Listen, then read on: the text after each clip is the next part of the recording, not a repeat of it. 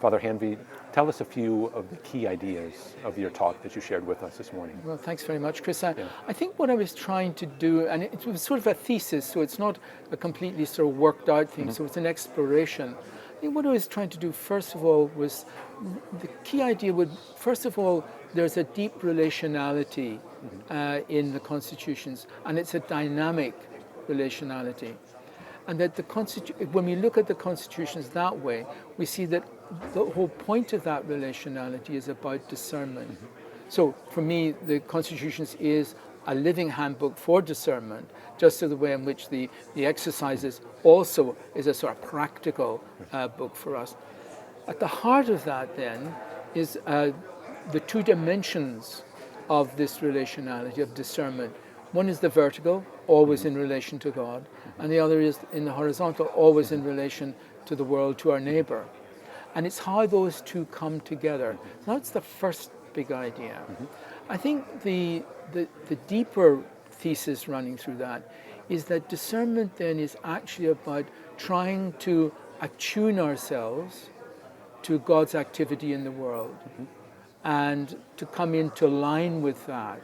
And for me, that is always a Trinitarian pattern. So what I'm trying to say is, running throughout the constitutions is this awareness of what I'm calling the Trinitarian economy. And so in that sense, the constitutions is our way of trying to stay in tune with this economy. And it gives us both freedom, but it also keeps reorienting us to how to discern well. And I think the third element then in that was really what that tells us about discernment itself. That discernment is always a theological act, because it's always about cooperating and directing us towards God and God's salvific purpose for the world. That discernment is also actually not just simply a discernment in this moment, but we do discernment out of a habitus, what I'm calling a habitus, out of a history, out of a way of proceeding, to use the Society's term. And sometimes we miss that.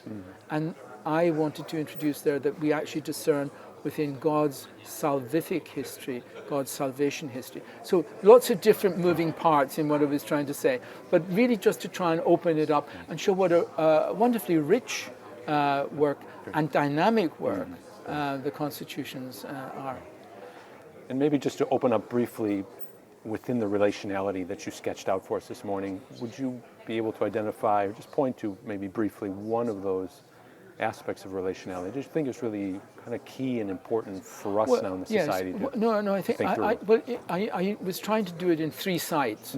One was when we enter the society and we enter into the body and the obligations that gives, but also what the body is doing for us. So it's how we become a member of this discerning community.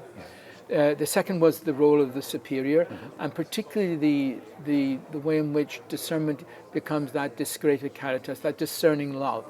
But I think if I had to choose one example, that was the one I used.